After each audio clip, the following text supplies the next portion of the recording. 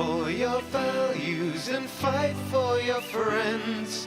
Fight through this blight, find the light at the end. Through the age of the dragon, the people will talk of the day they were saved by a hero named Hawk.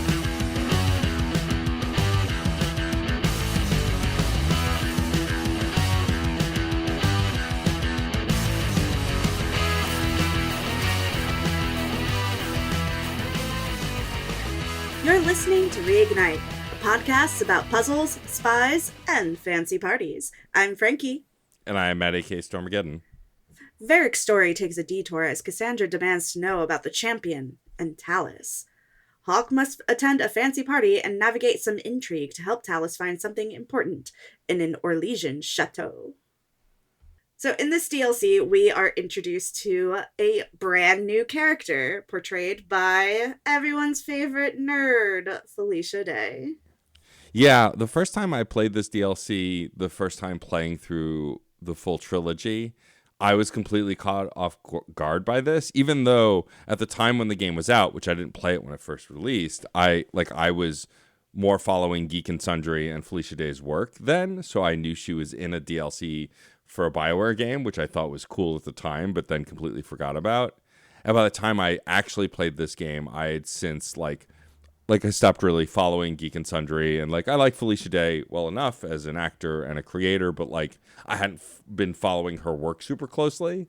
So when she shows up, I was like, and the character very clearly is designed to look like her as well as sound like her. I was like, oh, it's Felicia Day in my video game. Okay. It kind of caught me off guard. Yeah. She's very recognizable. She was all over a lot of nerd content about 10 years ago. She's still very active and still, producing a lot of projects. I feel like she is more selective about what she works on now. Yeah, although there's a rumor that the Guild is going to come back, which would be interesting. Yeah, I did hear that. Yeah, so, that could be fun. I love the original run of that because it was telling stories of online gamers before they really exist and the diversity of the people playing those games, which I thought was always interesting. But yeah, this story, I like when this game cuts back to Varric and Cassandra. It reminds us that this is a story being told and that we're technically not playing the actual events. We're playing the version that Varric is telling, which could be the same, but we don't know for sure, which is always kind of a fun thing to think about every so often. Yeah, I love Varric as an unreliable narrator. I think that's just such a fun detail about this game. When we kick off the DLC, we are in the Hightown Market at night, following up on a lead from Varric. And Varric has to be with us when we go to this market. Who else did you take? Meryl and Anders, of course. Of course. Mage Squad and your dog. Yes, yeah. My dog's got the tanking down pat. I don't need I don't need any of these people anymore. So, as we're standing in this empty market, there's this fantastic conversation that happens between Anders and Varric for me, where Anders is just like, this is normally when we're ambushed. And Varric is like, it's not always an ambush.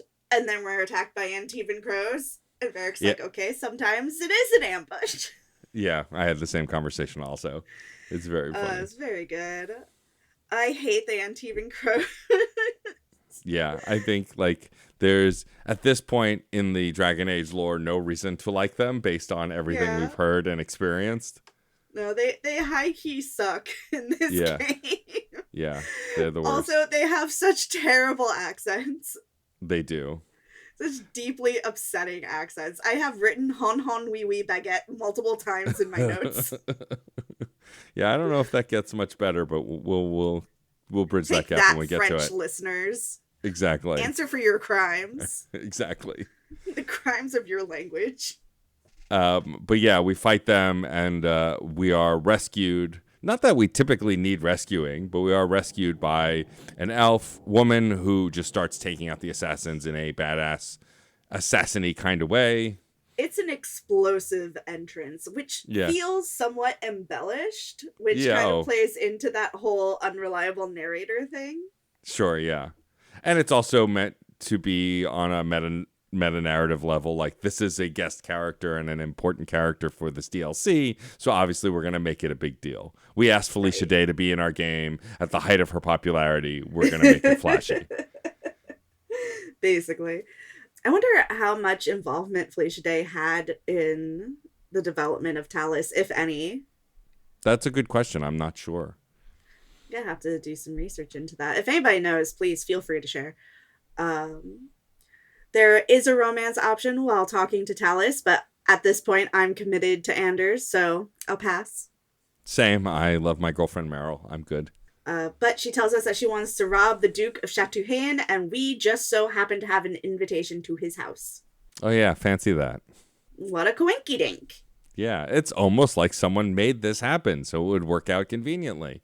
Yeah. We've barely met, and I'm supposed to help you out. Isn't that what you do? She's got you there. Yeah, it's a good point. Like, you are correct. I just never really get an opportunity to interrogate the situation. The game just makes me help people.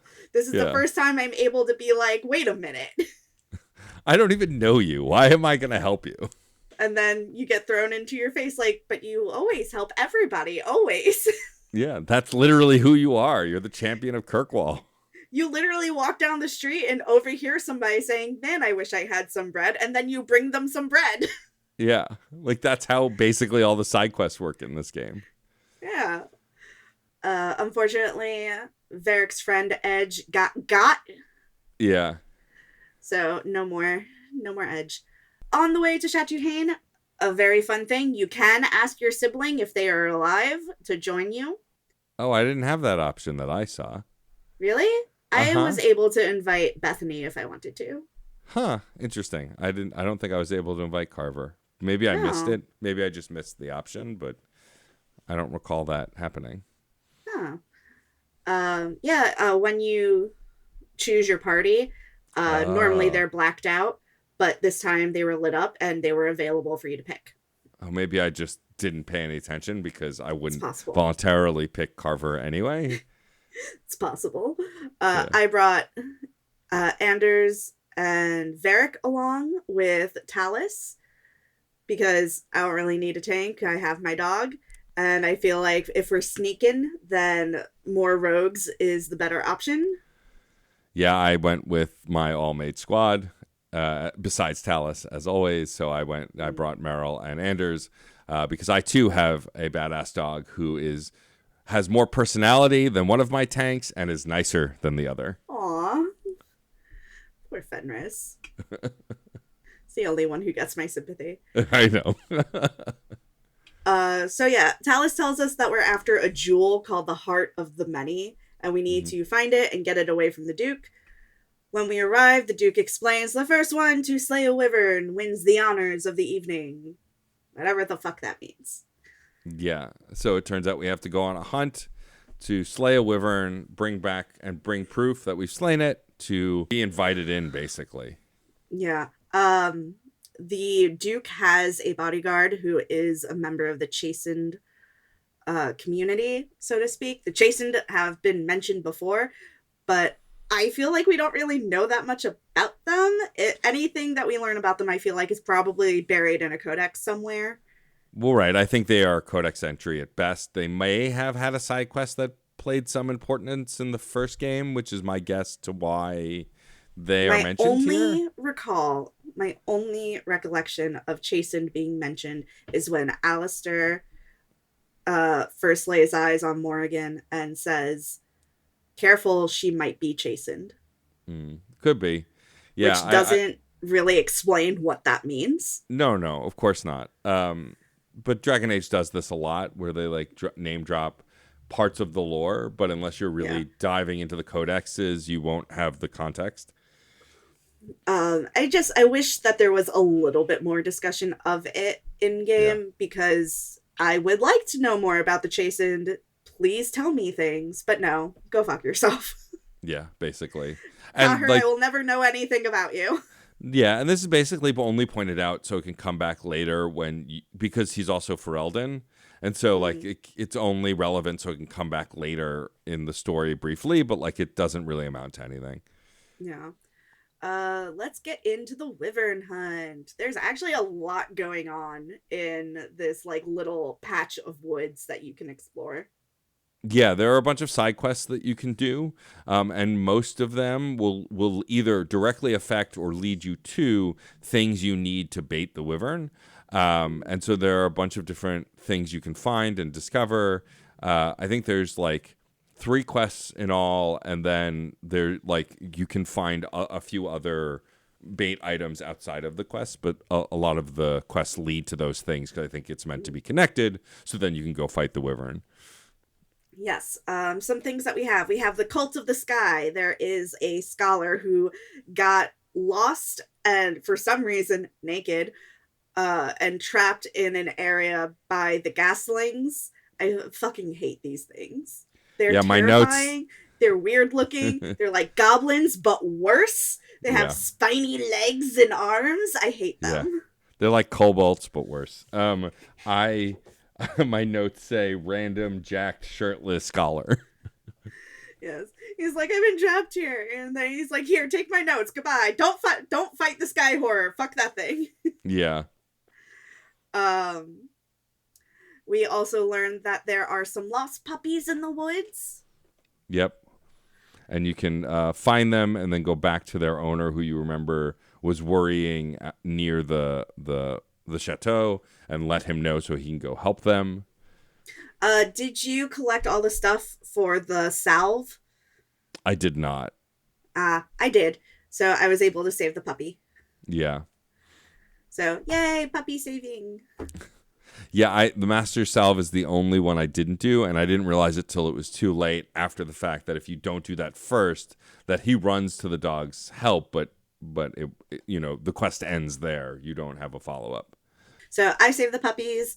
I collected the stuff from the Cult of the Sky. I did not fight the Sky Horror because that Me is neither. just asking for death. Well, I fought the Sky Horror once, died, and then didn't do it again. And then did not try again. Yeah. When you move into the second part of the map, there is a wyvern that jumps across the screen, and it legitimately startled me. I was like, oh, what the fuck? Very much scared me. When it's time to bait the wyvern, I went all in for the alpha because I don't do anything by half measures, baby. Okay. If I'm gonna do this shit, I'm gonna do it the best. Yeah, I got there and I only had the blood and I think that's it. Maybe the mating call. And so at that point, it asks you if you want to keep looking or do the thing. And it's like, well, it's letting me. I'm just going to do it. And so I end up fighting just one of the young wyverns, which was enough. Like, you don't, like, the good thing is, like, I think there is some bonus, like, gear-wise that you get for whichever one you kill. But beyond that, it doesn't really amount to much. Bragging rights. And bragging rights, which I could care less about. I am clearly tougher than you. Tougher? How do you get tougher from this? Well, okay, maybe I am more obsessive and then tougher. Okay, yeah, that's the one I was looking for. That makes more sense. Because I chose to fight the alpha wyvern. Mm-hmm. After we fight our wyvern, we are accosted by a baron whose name has no importance to me. I put him in our outline as Baron Dickhead. Because that's what he is. He essentially is someone who comes running out of the brush once you kill the wyvern and goes, "That was my kill. You stole it. Wah, wah, wah. I'm a baby." He also calls us a turnip, and in my notes I wrote, "I'll turnip him in the bud." Okay. Sure. And hon hon wee wee baguette, I am a villain. Basically, yeah. And he challenges us, and we have the option to spare him or not. We both spared him. And once that resolves, the head of the chateau comes and like clears this mess up, basically. Telling, like, he knows Baron Dickhead, knows that Baron Dickhead is a dickhead, and basically goes, "Get out of here, stop harassing my guests. We know you didn't kill this wyvern." I should have killed this guy instead of sparing him. You know Same. why? Because we have to fight him again later. You have to fight him again later, yes. But I should have killed him because he deliberately uses the word bitch. And, like, just men who use the word bitch like this Yeah. are such trash, and they're telling you exactly who they are. I was like, I Yeah. should have killed you. Yeah. Yeah. Using the word bitch to specifically describe a woman who steps out of line is just a particular kind of trash that is the worst. Yeah, and I'm just like, I should have just killed you. Yeah.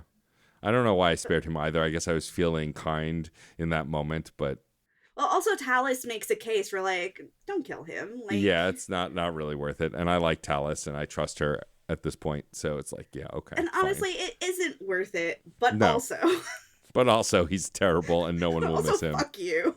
His guards looked like they were annoyed by him. Like, Yes, it sucked. But yes, after that, we end up back in the chateau courtyard, wearing a fancy outfit that I hate. yeah. I think it's ugly. Basically, we talk as a party and say that it makes more sense to cover more ground if we can. And so we split up and we go with Talus, and our 2 party members go off on their own to like investigate and search. And then we head to the party where now we need to find a way into the building and get past the guards so we can go to the vault. There's a lot happening. There's this wishing well game. We find out that the Duke of Chateauhain, he has a pet wyvern named Leopold, who he keeps in a cage for everybody to look at. Yeah. I'm just like, wow, I hope you get eaten by this. Yeah. But yes, there's a lot of people at the party. There's Seneschal Bran, who is there with Serendipity from the Blooming Rose. And I really hate the awkwardness they inject into the moment. It really could have just been normal. She has a Yeah. deep voice. You didn't have to make it transphobic. I hated this. It was like I just put transphobic in capital letters in my notes. It's awful. Like it is just a joke at the expense of the trans community. That's all this is, and it's low and it sucks. I completely agree. Like you could have just like left it. It could have just been like, and this is my date Serendipity, and just been like, hi Hawk, it's nice to see you. Like right. Yeah. It like, didn't have to be awkward. No, it didn't have to be. Look how deep this date's voice is. Maybe they're a man. Like that's the whole vibe of the conversation, and it sucks. And like maybe it is a trans woman, but who the fuck cares? Right. Oh my god. So I hated that moment. I was like, you almost could have had this be nice, but then you fucked it over. Yeah. There's weird. Oh, you go. I was just gonna say there's a moment also with the mother of the rogue mage that for I can't remember what Dulcie. Yeah, Dulcie, and she's Dulcie like de Lossin. She's so happy that you quote unquote saved her son. She wishes she could see him again. And it's very like she's clearly still clueless. Yeah. She's like, he hasn't been writing to me, and I'm just like, oh man. How about that? Mages who are in hiding, not writing to their mothers. How dare they? Yeah, it was just very, Dulcie. very Are you goofy. fucking real? Let's see. Liliana and Talus have an awkward conversation, and we get no insight to this. No, there's so clearly annoying. a history. Yeah, there's clearly a history. My assumption is that they dated, obviously. Yeah, probably. But yeah, they are both incredibly awkward. I forgot Liliana is here as well. And like, yeah, we don't get any insight. We can't talk to her after to find out more. Nothing. Yeah. Tegan is there with Connor's mom. Randomly. Yeah. Talking to Tegan is nice. I like Tegan. Yeah. But yeah, Tegan's there. There's a lot of familiar faces. Is this the only time we see Tegan in this game? Yeah. Yeah. Which is, yeah, no, I mean, I like Tegan too. I recognize his voice immediately. It's kind of like, it's a fun little nod if you played the first game, and it's meaningless if you haven't. But but it does feel ultimately superfluous. Like, I'm glad he's here, but it just feels like kind of, I do wonder if things go really south with Connor in the first game, are they not here in this game? It's possible. Yeah, I don't know. I don't know either. Let's see. So, did you do the Wishing Well game, by the way? I started it, but I don't think I finished it. I definitely finished it. You get experience. Congrats. And I was like, woo. But also, it's kind of a nice nod to your mom because Hawk talks about, like, my mom had this collection of coins that she really Yeah. wanted to, like, use for this game and she never got to. So Yeah. participating in it is kind of like a nice memory of your mom. So Yeah. I like the inclusion of it Yeah. because it gives Hawk a reason to, like, have a personal moment. Yeah. Let's see. Talus tries to charm a guard and a servant and doesn't get the key either way. Yeah. And we have to talk to Lord Cyril, who is the Duke's son. And there is kind of this nice moment where he talks about how our moms used to be friends. Yeah. And I'm like, oh, that kind of makes me want to be his friend. But then he's racist at my friend. Yeah. Also, like, for Malhawk at least, Talus tries to go in first to charm him, and she comes out and goes, yeah, I don't know what happened. I couldn't charm him at all. I don't think he's interested in people like me. And at first I thought that meant women, but then after we had the conversation with him, it's like, oh no, he's racist. Understood. Yeah. He Yeah. just doesn't like elves. Yeah. I was like, that's upsetting. But I flirt with him anyway just to get what I want. And I'm like, all right, goodbye. Same. I did the same as well. Did you opt for stealth or for just fighting your way through when you got into the chateau? I opted for stealth and then within minutes immediately regretted opting for stealth. Let me tell you that when you put a stealth section in a non-stealth video game, you are making an enemy of one Matt, aka Stormageddon. Like, I don't mind stealth sections. I played all of the Batman Arkham games. I enjoy those games. Have since played through Metal Gear Solid 1 and had a good time with that game. Like, I like well-designed stealth games. I'm currently playing through the new James Bond game, which has a nice mix of stealth and action. But when you put one stealth section in a game full of not stealth section, it's never going to be as well designed as a game that's dedicated to stealth sections. And it shows here. It's awkward. It's hard to do. There's a lot of failures. Now, thankfully, they are generous with the checkpoints. So when you get caught, like, it's mostly you getting rescued by Talus and going, what are you doing? Trying to get us killed? But it happened so much towards the end. Like, I don't know how you felt about it, but I was completely annoyed by this section by the time I was done with it. I was really frustrated. I did find it frustrating. I liked that it existed, but I did find it frustrating because it was so much hard work.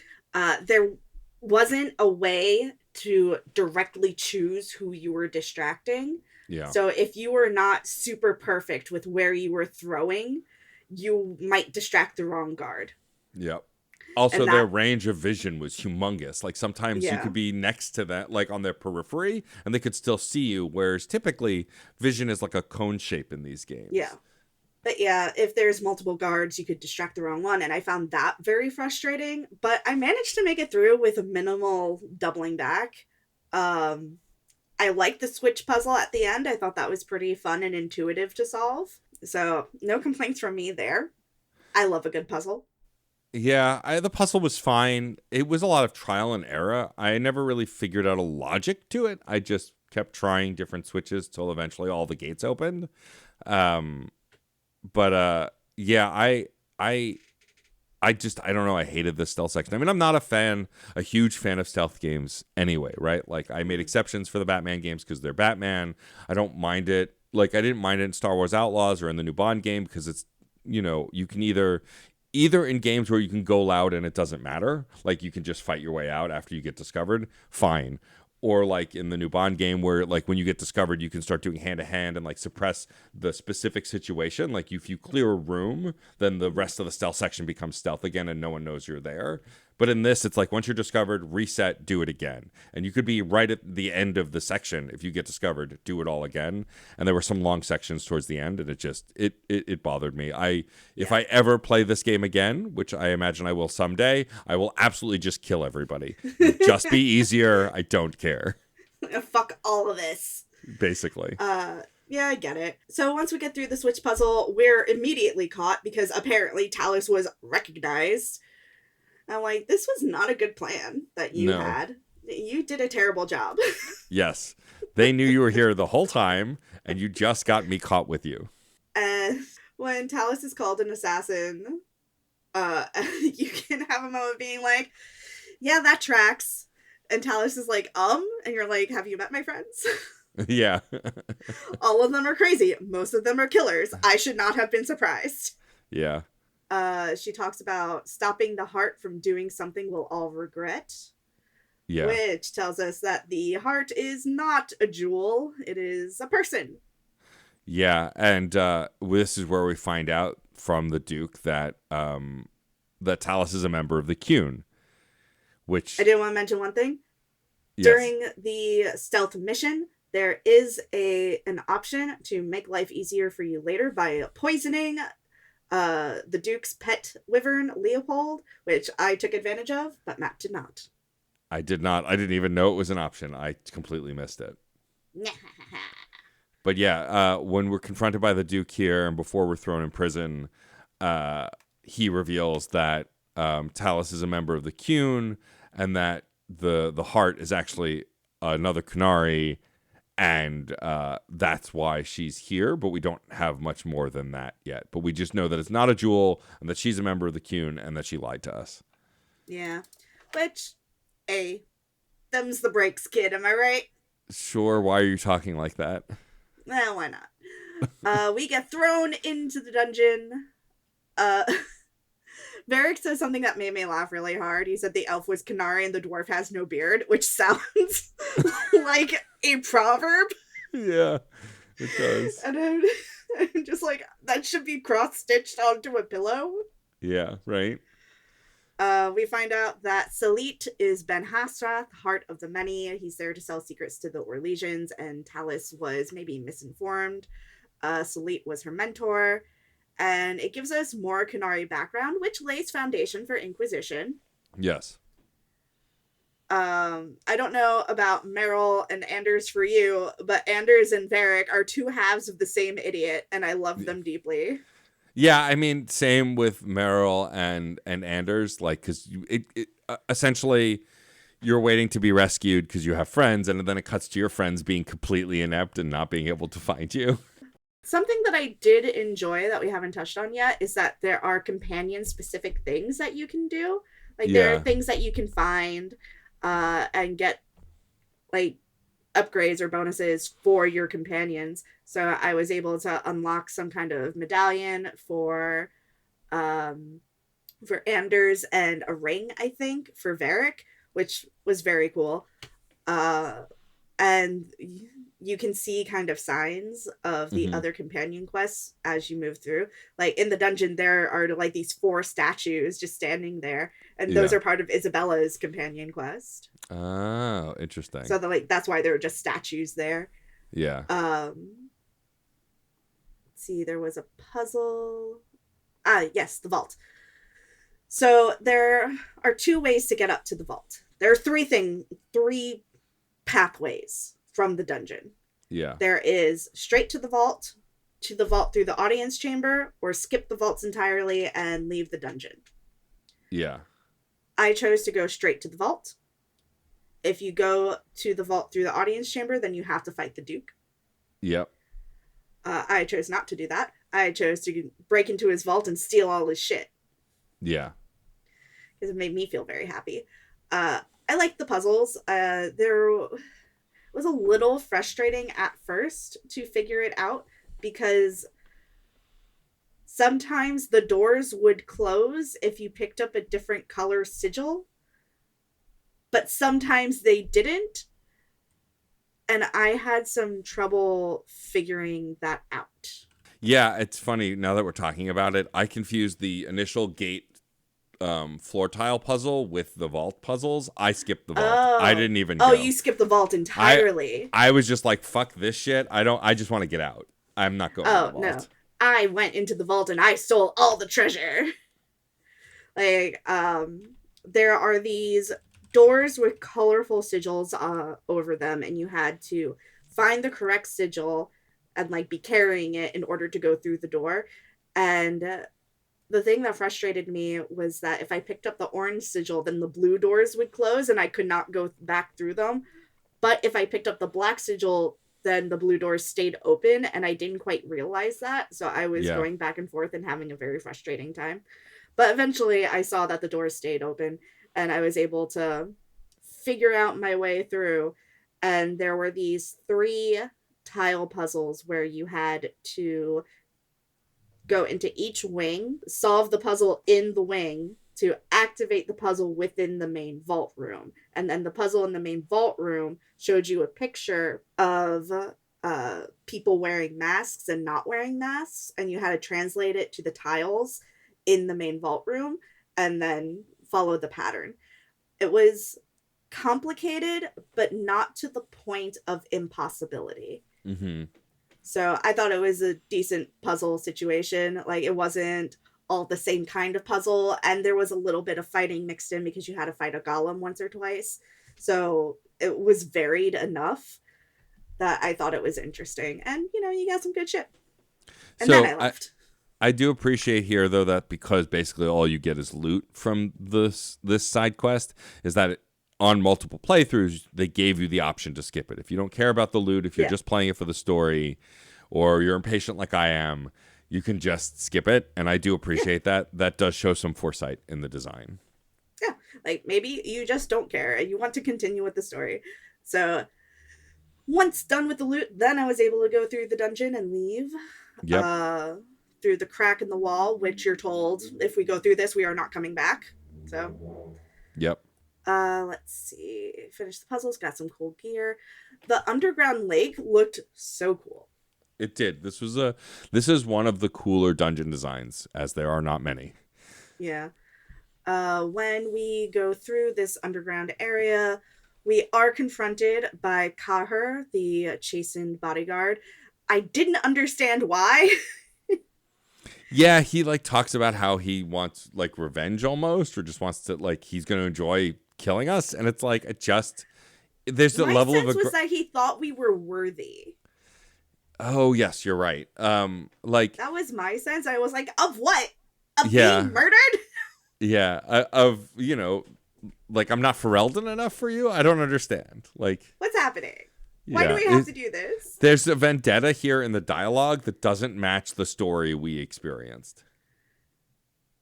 Anyway, I kill him with Talus's help because Talus got stuck on the other side of the gate. Yes. And then she had to go all the way around in order to come back in.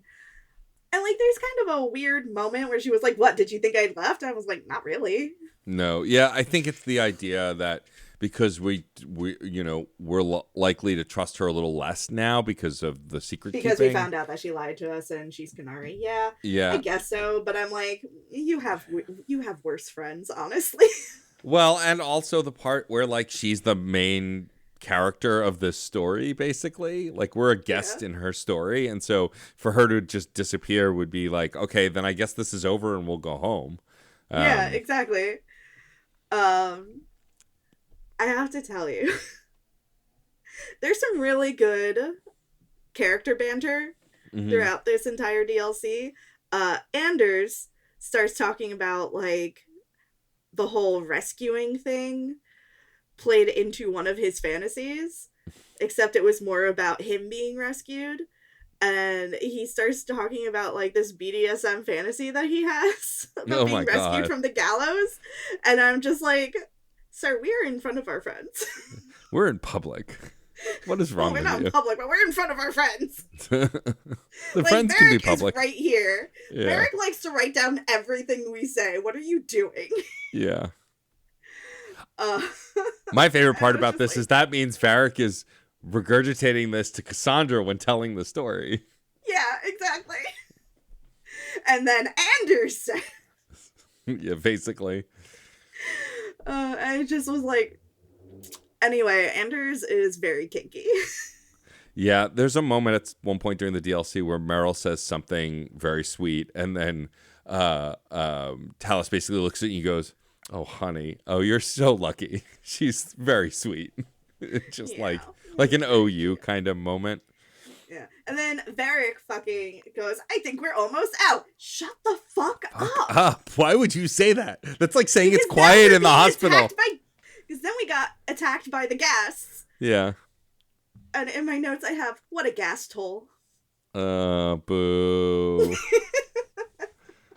Once we clear out all the gas, then we can move towards the exit of the dungeon, and there are two paths. You can basically abandon Talus or decide to join her. Like, you can basically tell her that, you know, you don't want to work with her anymore because of lying to you, or you can say that it doesn't matter. Like, we're here to do a job, and this is still a bad thing that we need to stop, and of course we'll help.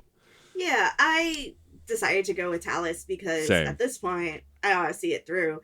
Yeah. You know, she came to me at the top of the mission saying, hey, this is what's going to happen, and here's who's going to be hurt by it. I could really use your help. I'd have done it.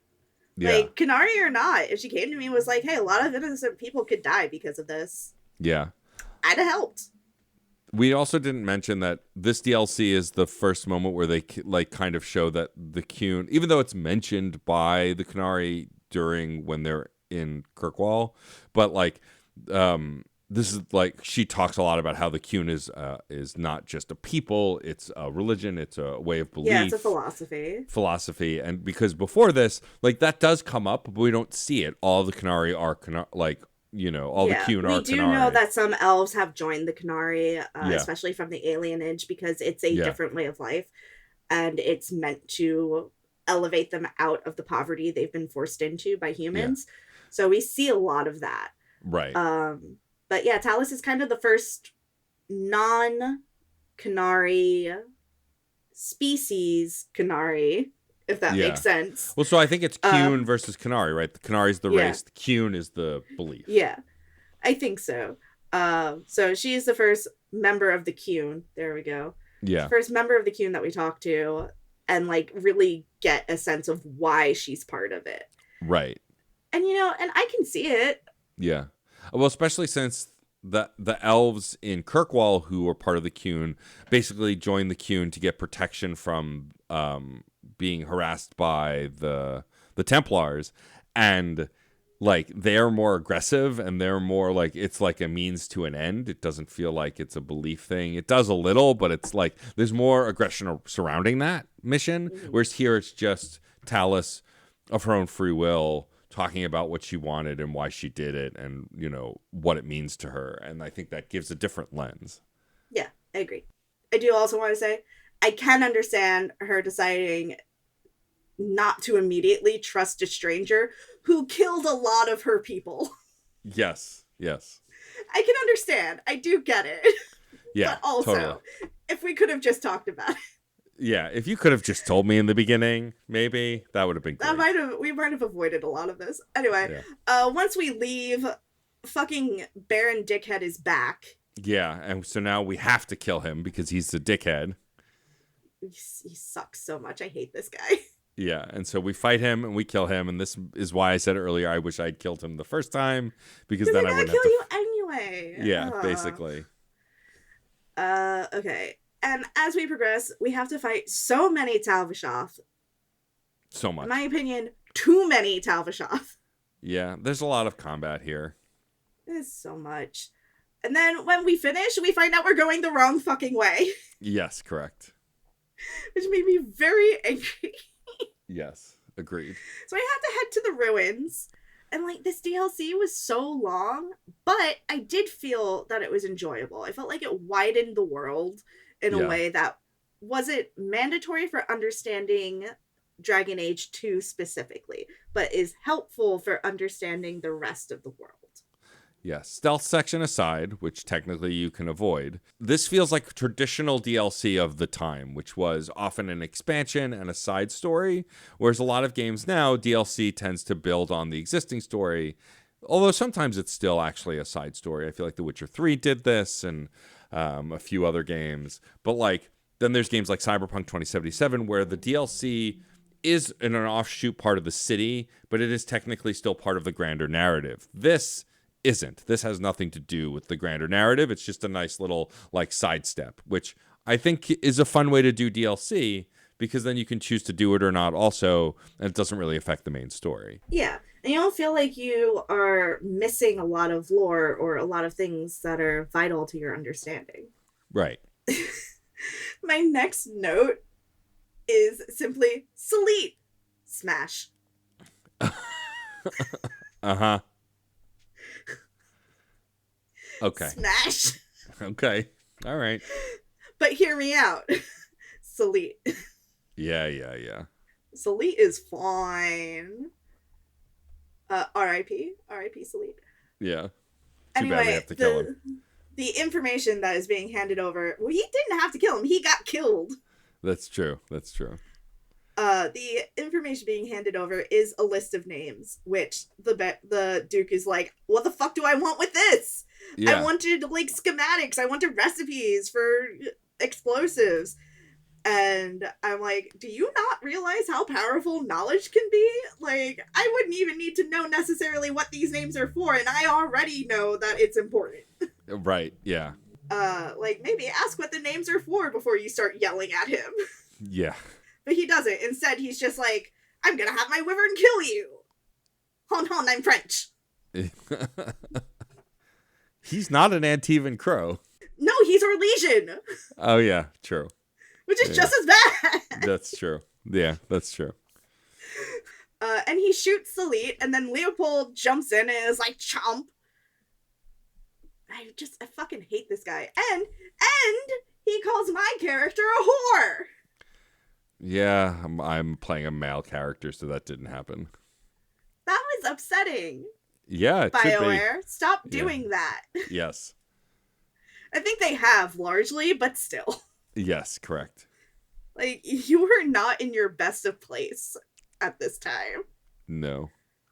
But we find out that the list was a list of agents throughout Theta's Kenari in practice, but not appearance. Yeah. And not all of them are active, and some of them are just people living their lives. Yep. So, how'd you feel about this fight, man? It was fine. I don't know.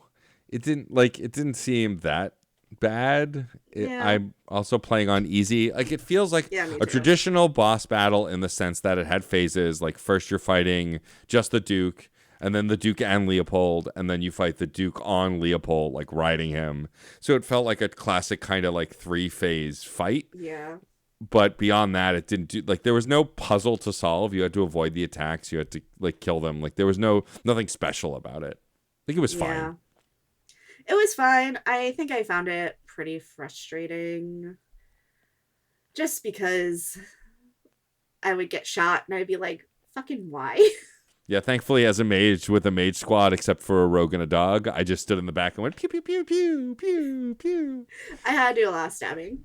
But it was fine. I also have a lot of AoE spells now. I have a giant storm spell, a giant fire spell, and then like a fireball spell and a cone of cold. Like, I have so many area of effect spells that I basically don't have to aim anymore. I just pick an area and go, okay, go do damage. So the Duke, not the Baron's dead, Duke, is hanging off the side of the cliff. He refuses your help, calls me a whore, and I'm just like, cool, Bye. bye. Yeah, I stomp on his hand and send him to his death. I don't even do that. I'm just like, shame. And then I just walk away. Yeah. But yeah, there is an option to ask Talus for the list, to give you the list, and I'm like, why would I do that? Yeah, no, I did not ask for it. Like, I don't understand The why fuck am that's I even an gonna option. do with it? I think maybe it's meant to be a greed option. Like, you're going to take advantage of it or sell it to the highest bidder or something. Maybe, but I'm just like, the fuck am I gonna do? Well, I think that if the result of everything with the Canary and the Cune in this game makes your character a more evil or skeptical character, I can see like wanting the list because you want to have control over information like that because you don't trust the Cune. But because we trust Talus here and we're kind of level-headed, neither of us are like, why? We're both like, why would we want this? We're just too good for our own good. Yeah, we're good eggs. And neither of us romance Talus. Nope. It's weird now. Like, so Talus looks a lot like Felicia Day. So, Yeah. which is common in games now. It's more common for facial, like motion capture to also include facial capture. I've mentioned the Bond game a lot today. Most of the characters in the new Bond game have facial capture and look like the actors who played them. But like back then, it was less common, but still weird. It's like we talked about this in Mass Effect 3. and the reporter character who's played by Jessica Chobot. Diana? Is her Maybe name Diane? Diane or It's Diana. been so long, I don't remember. I don't either. Anyway, that being weird because I knew Blair and Diana somewhat tangentially in real life. This also, like, as an adult now coming You back. knew Blair and Jessica.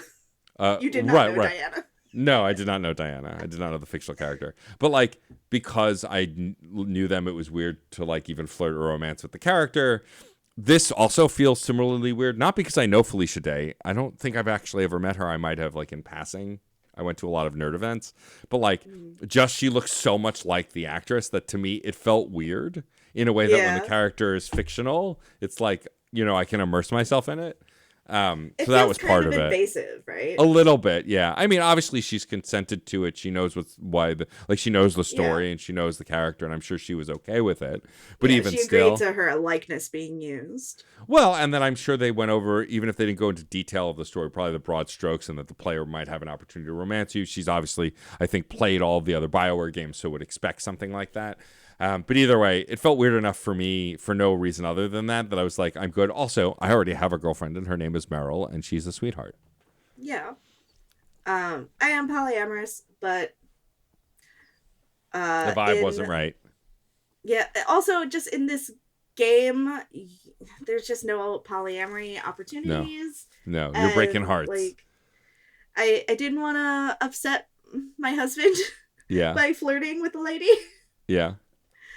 So I just kind of let it lie. And also, I think it was fine to not do. It was fine to not flirt with her. It didn't, alter my enjoyment of her company. Correct. So yeah, that was the DLC. I overall liked it.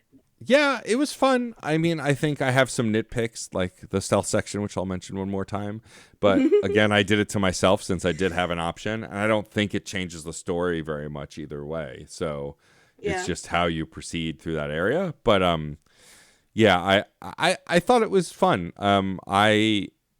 I like DLC like this. I like side quests like this that are like meaty and have like, there was lore to this. There was character development. There were like it just paints a starker picture of how bad some of the longer side quests are in the game, the base game, that they just kind of do nothing or go nowhere. Now this was a DLC. This was additional content that came later. So I didn't expect anything in the game to be as fleshed out as this, but like you can tell this is a main DLC with the way it plays out, the characters, obviously Felicia Day being a part of it, which was a big deal.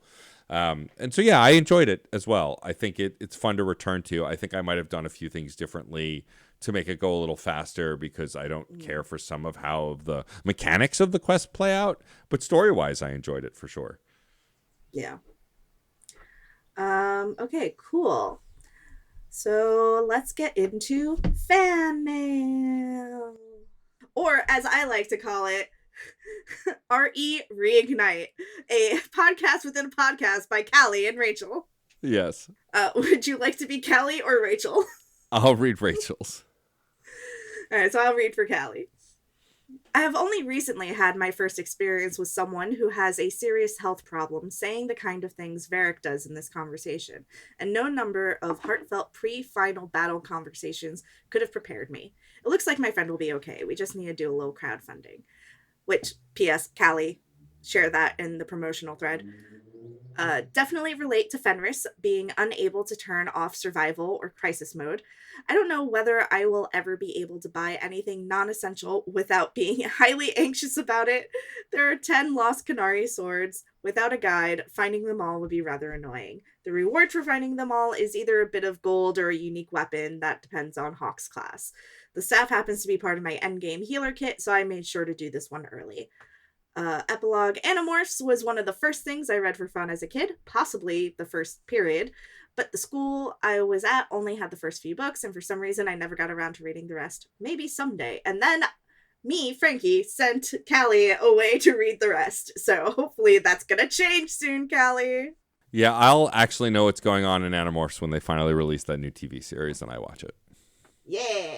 Because I may have read one of the books, like it's so long ago I can't remember, but I definitely didn't latch onto it in the way, like all of my knowledge about the Animorphs is because of the podcast that you used to do and Alex used to do. That's Well, you weren't a regular on that podcast. You No, I was a guested. guest. But Alex was one of the hosts of Minds at York. And so like that's the only context I have for Animorphs is the couple of episodes I listened to and the constant The only chatter in the context you Discord. need. I mean, that's fair. All right. From Rachel, I understand Callie's sentiment. It's been a rough couple of weeks, but finally getting around to listening to the latest episodes was just what I needed. I also did most of these side quests as we went on. At least I think I honestly need to check my quest log. Even though this is my 5th playthrough, I may have missed some. That's fair. Some of these quests are incredibly unmemorable or that you don't get unless you find them in the world. So that's fair. Or This is hard Matt. to find. Yeah, this is Matt saying that. I did miss the Kunari Swords. I always forget that one. The one in the Delance Mansion. I pretty much consider questioning beliefs as part of the quest, which is fair. Fair. I agree that having the anniversary discussion with Varric should have been right before the final fight, either as part of a quest or a conversation automatically triggered. The way it is just feels kind of random and loses the value of it. This act was hit hardest by the rush development time, and it's sad the companion arc suffered the most for it. Anders' role in the story is too forced. I agree having more of justice, vengeance, and guiding Anders towards one or the other would have been more compelling. We get a little bit more with Fenris, and I actually find his inability to turn off his survival mode appropriate for his character arc because it is in response that, even with support and growth, does not fully go away. And don't we know it? That's true. We do know that. As always, thank you so much for sharing your thoughts, both of you. This podcast within a podcast doesn't just have to be starring Callie and Rachel. Anyone listening can submit their thoughts on the Discord, send us a little voice note to our email, and join in this podcast within a podcast that only gets longer. And eventually we'll have to spin off from this podcast. Yeah, you guys are going to have to start making your own. Yeah, We can only facilitate you for so long. correct. Next up, let's talk about Fandom Corner. Whee! Woo. I'm actually really excited for what I'm going to talk about. Okay. I had this game on my radar for a while, but I just never pulled the trigger until I got an email saying that it was on such a steep discount. It was for like £3 and change. So I bought it and I played it twice back to back. Like I Wow. finished it and played it immediately again. Wow. It was really good. It's called Arcadia Fallen. It came out in 2020. It's a visual novel. There's some customization of your character. There's some variability in terms of body type, pronoun, and voice. There are romance options.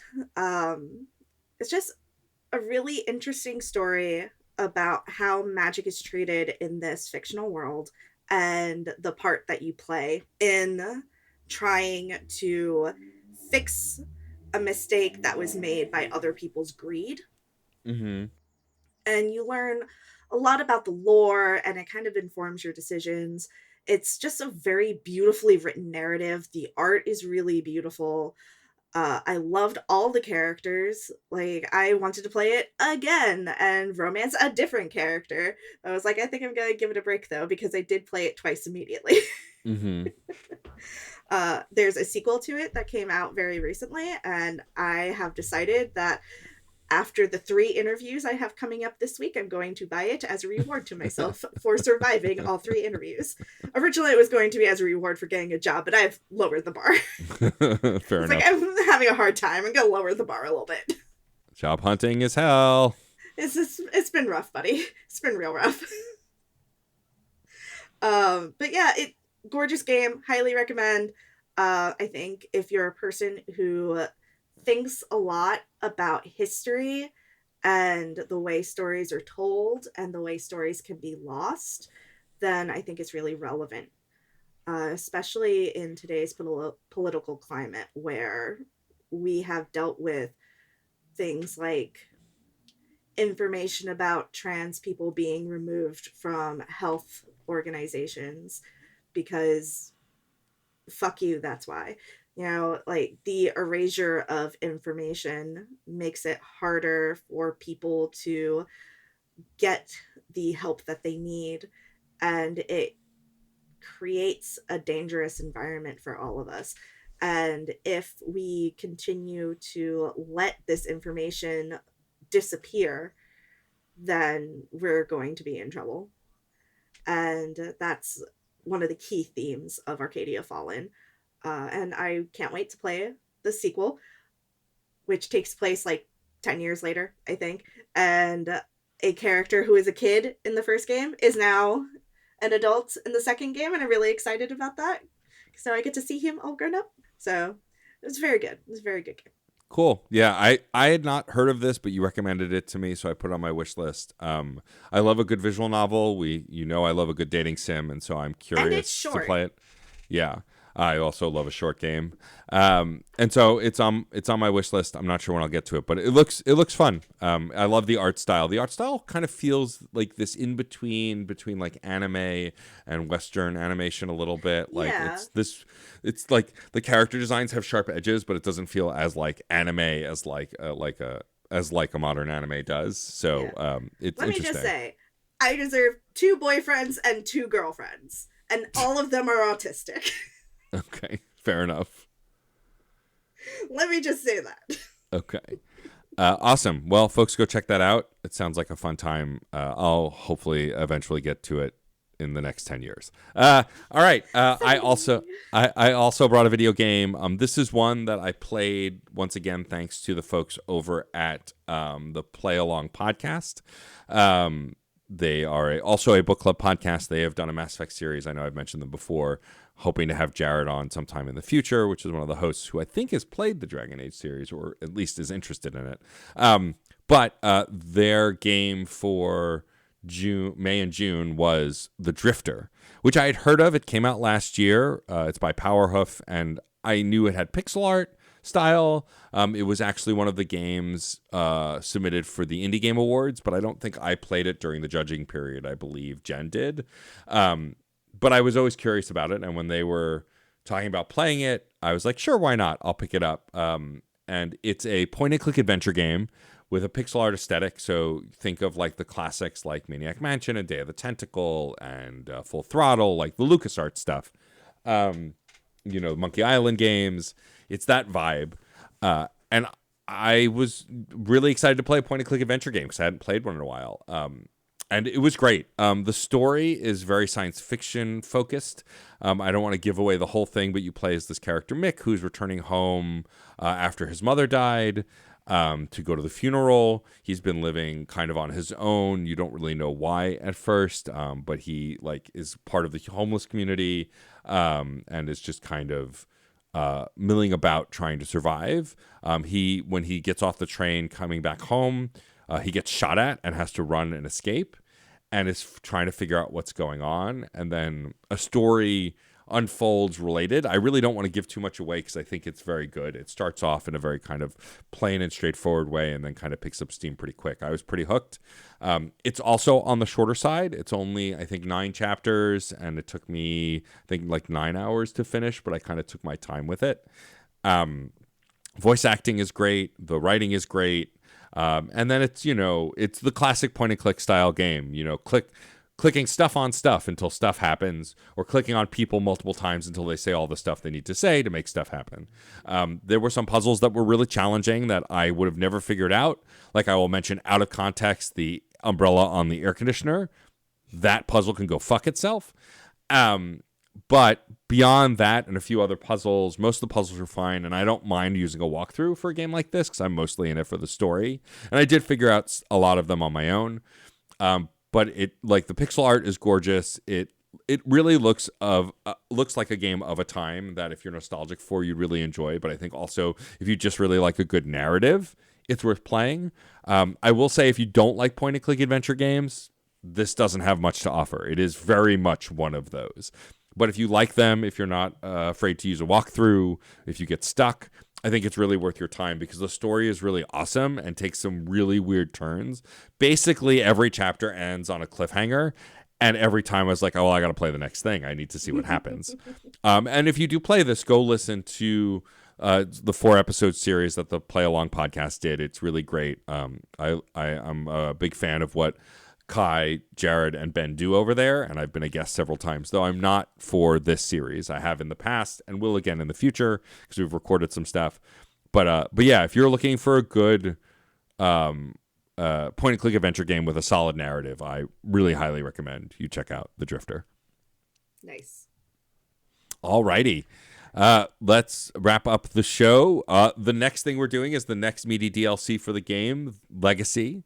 So play the Legacy DLC for the next episode. And we are coming up on the end. We've only got 3 more episodes left in this season.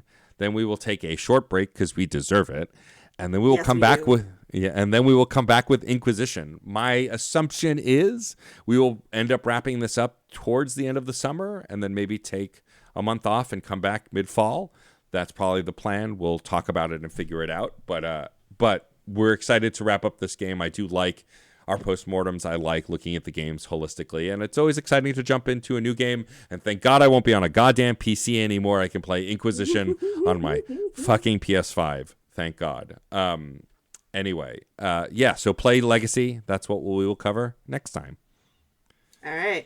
So if you like what you heard here, you can follow us on social media. We're at ReignitePod on Blue Sky, YouTube, and Instagram, or you can send us an email at reignitepod@gmail.com. You can also find us on Blue Sky as Frankie B. Writes and DJ Stormageddon.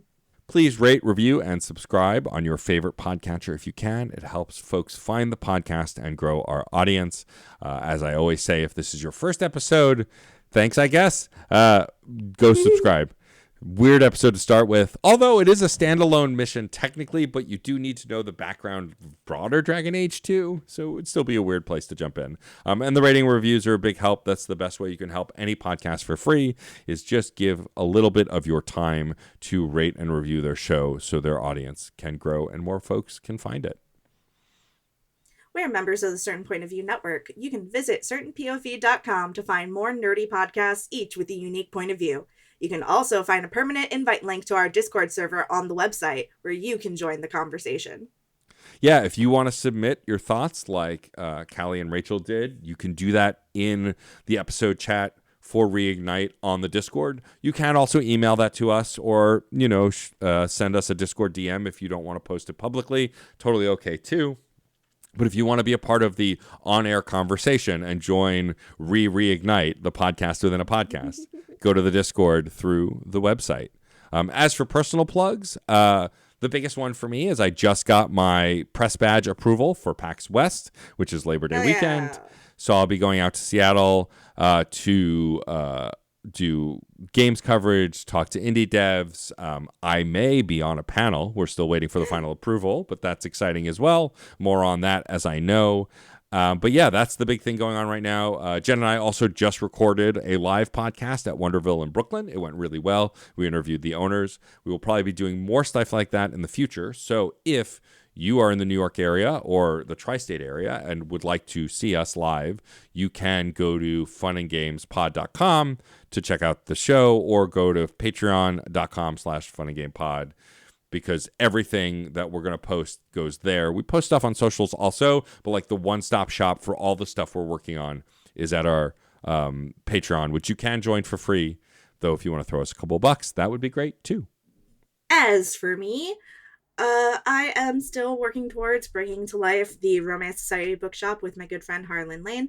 If you're interested in keeping tabs on that, you can follow us at Romance Society Books on Instagram. We are hoping to start work on our Kickstarter soon. So once that exists, it will be posted in all the places and you can all keep an eye on that. We'll see what incentives we have. If you are interested in things that I'm doing, you can check out my website, frankiebwrites.com. where you can throw me a couple of bucks, you can send me an email, you can, I don't know, I'm tired. I'm tired and I want a job. Do you want to hire me? Do you want to give me a job? I need a job. I can't afford to hire you. If I could afford to hire you. I was talking to our listeners. Oh, okay. Yeah. Maybe one of our rich listeners wants to hire you and just give you money. That would be great. Do you want to pay me to just be a funky little guy on the internet? Yeah, right? I have Anyway. skills. I have things I can do for you. And those skills actually pay bills. They do. They do. All right. Well, we also want to thank Case Aiken for developing some awesome t-shirt designs that you can find at certainpov.com or on the Teespring for Certain POV. Also, as always, thanks to Case for designing each individual episode's show art. We really appreciate it. We'd like to thank Miracle of Sound for our theme music. If you've been enjoying it, then you should head to miracleofsound.rocks and check out Gavin Dunn's other music and merch. We also want to thank Red Spinks for designing our Dragon Age-inspired logo. To see more of his work, you can go to Chaos Does Art on Instagram. And lastly, thank you. I'm Frankie. And I am Matt A.K. Stormageddon. And remember, all Templars and rich Orlesian dukes are bastards. Pew pew, pew pew. You could have just stopped at Orlesians. Fight for your values and fight for your friends. Fight through this blight, find the light at the end. Through the age of the dragon, the people will talk of the day they were saved by a hero named Hawk. Hawk, Hawk, Hawk, Hawk, Hawk.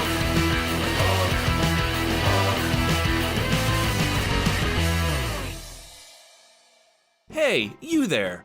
This is Nomad speaking. If you love retro video games and you're itching for some nostalgia, check out the Retro Wildlands podcast. In each episode, I'll use game music and sound to pull you into the gaming experience while I share my own thoughts and maybe a few memories. It's a great way to relive one of your favorite games or learn about a new one. Check out the Retro Wildlands podcast at superpodnetwork.com or wherever you listen to your podcast. CPOV. CertainPOV.com.